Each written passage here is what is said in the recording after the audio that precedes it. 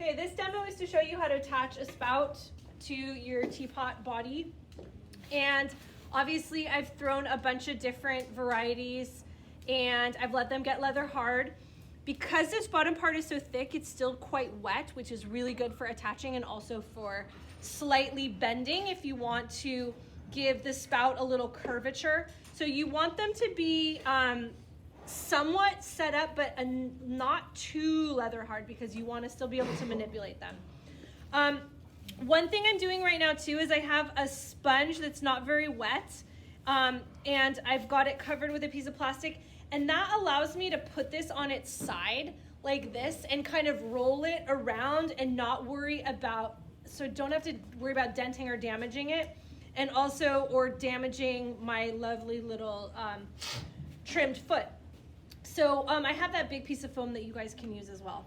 So the first thing that you're going to want to do is think about proportion and the size and height and shape of the spout to the body. And obviously if I have a bigger teapot body, I'm going to want probably a bigger spout. But that is not necessarily 100% true. So like if I decided I was going to use this one, I would attach it probably lower, and that would work. Or if I was going to use, let's say, this one, I would still be able to use it. I would just have to attach it higher up. So it's a personal preference. It's an aesthetic. There's not necessarily a right or wrong way. The only thing that you absolutely have to pay attention to make it functional is that when you put the spout on, that the top of the spout is level with the top of the teapot body. So that's really the only major consideration that you have to take. You have to do, otherwise it's just not functional. So I've got quite a chunky little bit down here. So I'm gonna start just by slicing off my chunky bit here because I don't need it.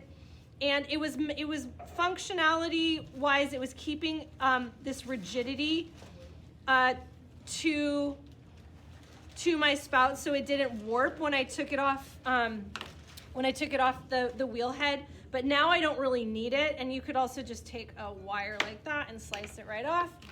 And then I'm gonna start to just open it up. So I'm gonna take an X-Acto and just kind of, I'm gonna start in the middle because oh, look at that, I nailed it.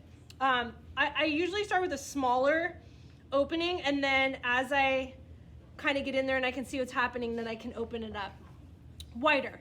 So that's what my inside looks like, and this is like pretty darn thick, and that's gonna add a lot of weight to my teapot. So I'm gonna thin this out just by hand, and I want to leave some of this extra clay because it's helpful, especially because it's really kind of mushy still. It'll help me to adhere it to the pot. It'll give me something to blend in, but I don't want the weight. I want a nice light teapot. Okay, so then once I've done that, then I can start to kind of, figure out my placement. And if you've got like a dinged up spot, put the spout over it. No one will ever know, right? That's a good technique when you're trying to figure out where to put it. And then the other thing you need to do is, I like to take a tool like this, and then I need to make sure that the top of the spout is above, and not here, but the bottom of the spout is higher than the top of the part of the teapot. So I actually have to put this pretty high in order for this to be level with this. I actually have to put this pretty high up. So, which is fine. That's completely fine. So there are many ways to do this. I could attach it straight. I could attach it at an angle. For this one, I am going to attach it to an angle. You could do this by hand with an X-Acto. You could draw at an angle. You could draw a little guide for yourself before you do it. So I'm going to go like this, and I want it to be, I want some symmetry. So I want to look at it and make sure that that is like a symmetrical cut before I make it. And then I'm gonna start conservatively. So I'm gonna cut on the inside of my line where I think I want it to go. And then I can just slowly start to take more and more away as I'm going. And it looks like it could be a little less arced so that it lays flatter. Okay, that's pretty halfway decent. I think I can work with that. I might take a little bulk here.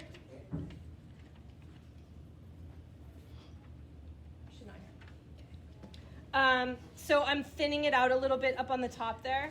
Again, trying to reduce the bulk. But when I have like a general sense of like, okay, this is where I want it. And again, I'm gonna double check. I'm gonna put a flat tool, and I'm gonna make sure that the bottom, is matching up. So it needs to go there. And I can tilt it more. And actually, I think I'm gonna put it lower and tilt it more. Yeah, like right there. Okay. So then once you've decided where you're gonna put it, then you need to trace around it. So then I'm gonna take a needle tool and I'm gonna trace just really lightly a little guide around the outer edge. And then now I have a guideline of, oh, it's a little funky, but a guideline of where I'm gonna score, okay? So I don't wanna cut this out just yet, because once I've cut this negative space out, then this whole side gets really weaker and more vulnerable to getting warped or to cracking. So I'm gonna do all my scoring first and make sure that I've got, I'm not just surface scoring, that I'm really getting in there and giving it a nice score treatment. And I'm gonna do the same thing on this one. This clay, because it was so thick, this clay is actually quite wet. It will blend out really nicely.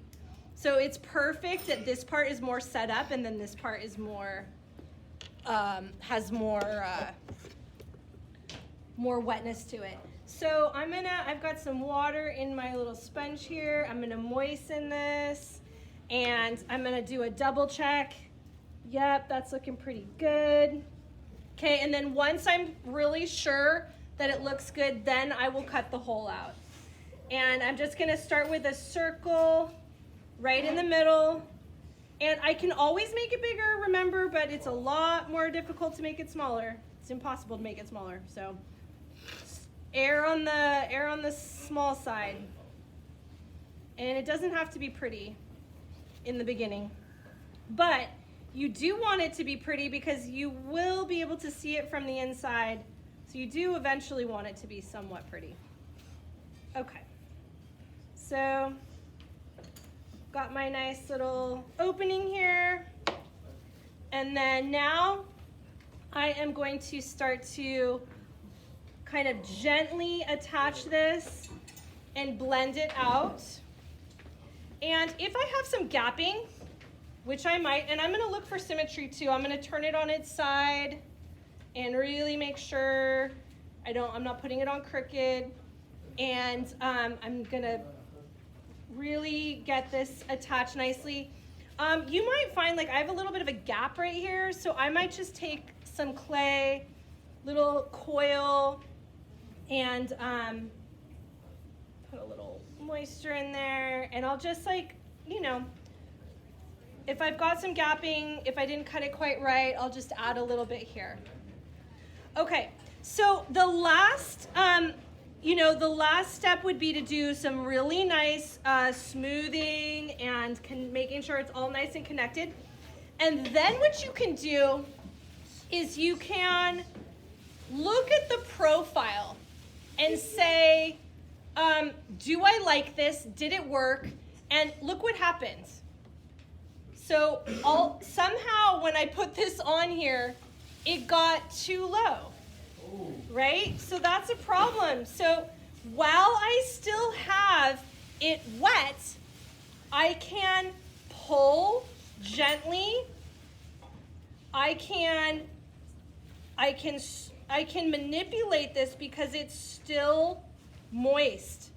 okay? It's still flexible. So I'm just gently, gently, gently pulling it higher. And let's see, that's better.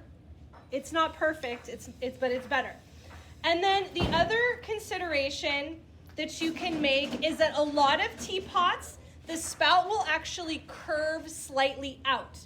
So you can take a tool, or you can take your pinky finger and you can bend it. I like to use my pinky finger. I can bend it a little bit out, okay? That's typically the aesthetic, is that it curves at the bottom and then it curves out like this. It's still a little bit low, so I'm gonna gently manipulate it up a little higher.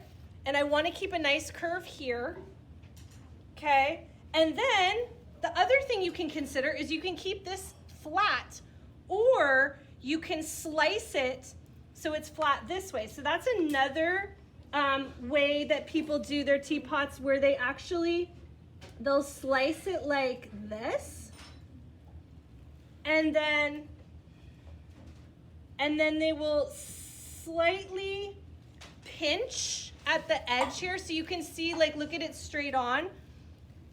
Slightly pinch it, and that helps to direct the flow of the water.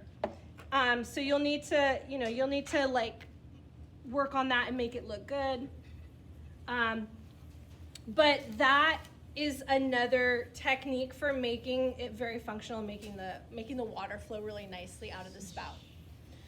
Okay, so with the flexibility of this clay, I could still manipulate this a little bit. I could still pull it slightly up more, and I can affect the curve and really get it to look just how I want it to look.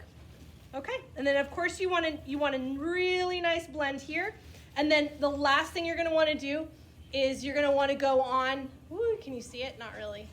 There you go. On the inside, and get your finger in there and really do a nice smooth out on the inside where that is connecting. You want that hole to be really nicely smooth too. Okay, that's it for spouts.